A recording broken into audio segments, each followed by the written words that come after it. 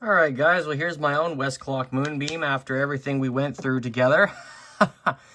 Yes, this was quite the process, as you may know or may not know. If you haven't seen my video series working on this, then I highly recommend you check that out to know how to work on one of these yourself. For a minute there, I thought for sure that we'd actually completely ruined the whole project by wrecking that little nut that was on the back of that alarm dial, but at the end of the day, we seem to have come out just fine. So this little video is just for a showcase of the finished product. You can see that LED glowing in there. I actually like that. Incandescents won't do that in this clock, but an LED will. I'm not sure why that is. If maybe there's just a little bit of current going through somewhere to the bulb. I don't know. Only an LED seems to be sensitive enough to pick that up, though. So, anyway, we'd better set this thing off, shouldn't we? Oh, come on. There's the power eye. There we go. Looking good, looking good. Okay. Now, where's the alarm? I have no idea what the alarm is set to on this, but we'll get there eventually. Oh, okay. Here, let's just go all the way back around. I didn't realize that the first time. Oh, yeah. There she is. How fun is that? I'd be curious to dissect one of the quartz versions of these. In fact, a lot of people who are into this clock, not even Westclox necessarily, but just the Moonbeam itself, the quartz variant seems to be a fully acceptable replacement for one of these. If they won't pay someone to fix it, or if they won't fix it themselves, then they'll just go buy a quartz one, which is kind of sad if you ask me. I mean, hey, you know what? You know, whatever. You know, different people, different tastes, right? But I mean, those will not last half as long as this has, and this will. This will be running long after the last quartz one dies for whatever reason. Yeah, I'm looking into quartz technology, actually, and just seeing what goes wrong with those things, because that's what gets me. These are way better in every single way, the originals. And you can repair them. So, like I have here. Okay.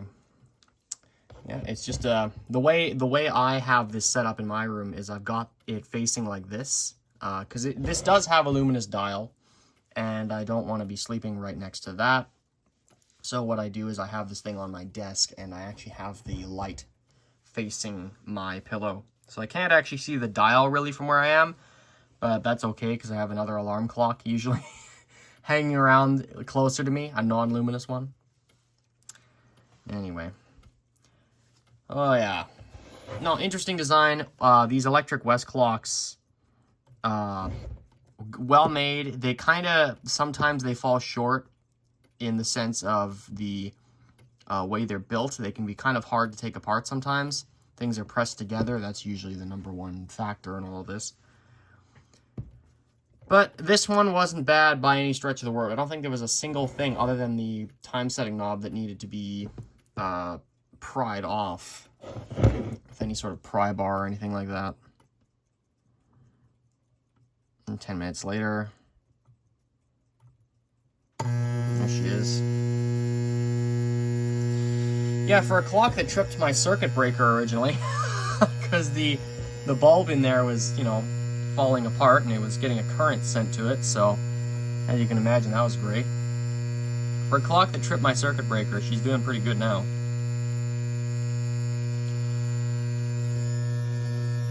And there she is.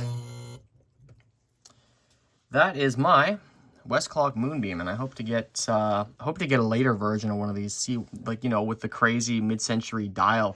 Apparently, Canada had their own Moonbeam, the updated version with the mid-century dial. The Americans got one, and then we got a different one. So I don't know. I hope I find one of those at some point. But I'm happy to have at least any, you know, find a Moonbeam, period. Because this took forever to get a hold of one. I probably wouldn't have been able to fix it like 2 years ago. Yeah, our skills have improved. And you know, many more services to come as far as these clocks go. So anyways, guys, thanks for sticking around throughout the entire series. And yeah, I will see you in the next one. Oh, and let's, yeah, there you go. There's the power eye. Just flipped to red. That is the story of the Westclox Moonbeam from 1954 with a motor from 1953.